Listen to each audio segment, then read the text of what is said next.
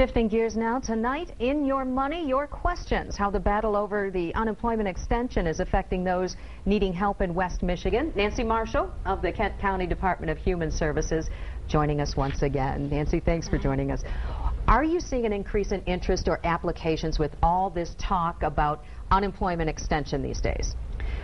We already have a lot of people on our programs that are on unemployment. They might already be on food stamps, but we do expect to see an increase once the unemployment actually runs out.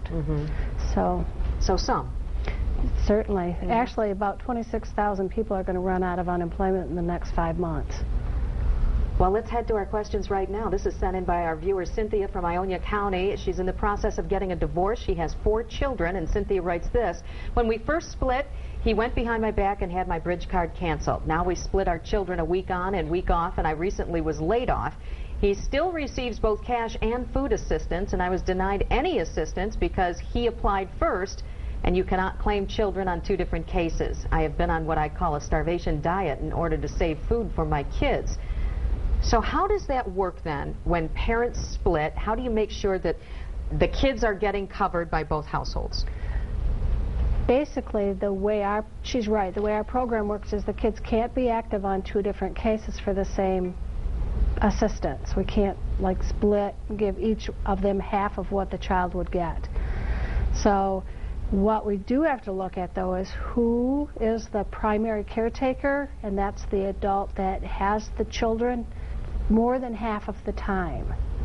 So in this situation, he's already on assistance. If she comes in to apply and says she has them more than half the time, she has to provide us with proof of that, and then the worker has to look at every single month and average it over 12 months. Now, another situation might be if they have, for example, 4 children, and it's totally split equally between the 2 as far as the time that the children are with them. We could have a primary caretaker for 2 kids on each case. Oh, okay. So they could split it up like that, and that in this situation would be really equal for them. Okay. So with daycare, it's different. Right. But she needs to get in there and probably discuss this with a caseworker then to see how you can divide it. Yes. Okay. Our next question comes from Katrina, who writes this: I was under the understanding that this was a bridge to get back on your feet. Why are people allowed to be on this program for years and years? When will Michigan make this truly a bridge and put very tight limits on this program and how long people can use this agency? How long are you allowed to use the program? Are there any limits? What are they? Here in Michigan, there are not currently any limits. However, she talks about it being a bridge, but we look at it more as being a safety net. And when I look at the statistics, I find that people are on cash assistance about an average of 21 months. So they average out not for very long of a period of time. When you're on cash assistance and food stamps and that's all you're living on, you're actually living at about 71% of poverty level, so it's not intended to maintain, and it won't really maintain people for a long period of time. Okay. Nancy, thank you. To Your Money again tonight, the Kent County Department of Human Services answering your questions. Nancy Marshall here once again. Thanks for joining us.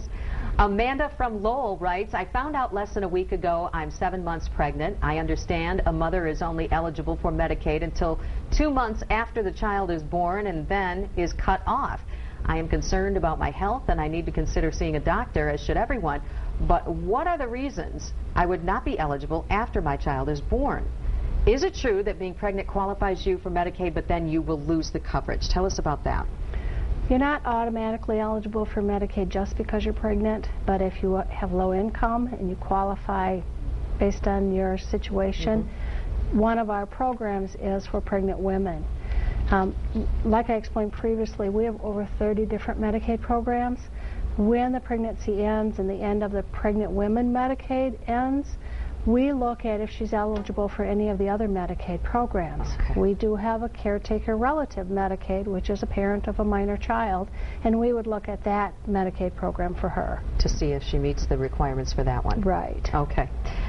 Our next, Dawn writes, I would like to know why they do not drug test our welfare recipients. Most people that pay for this benefit through our taxes have to take a drug test to work.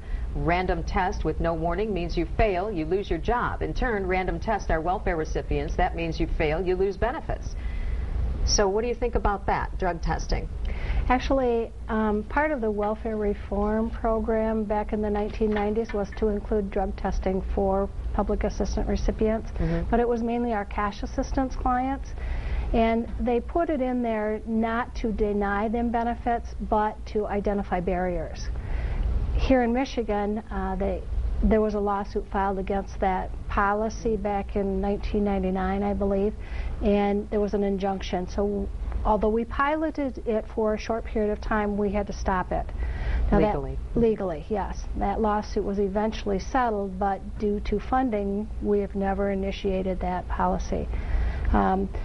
Basically, what we do, though, is we work with community agencies to try and help people identify the barriers and overcome barriers, like get them into substance abuse treatments.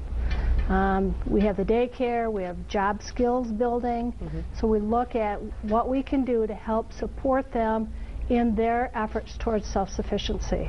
Okay. Nancy Marshall, thank you so much for joining us. Of course, we will forward any email questions that you have to Nancy so that you can get an answer for those. Thank you for joining us for the month. We really appreciate your insight into this. Thank you for having me. Brian?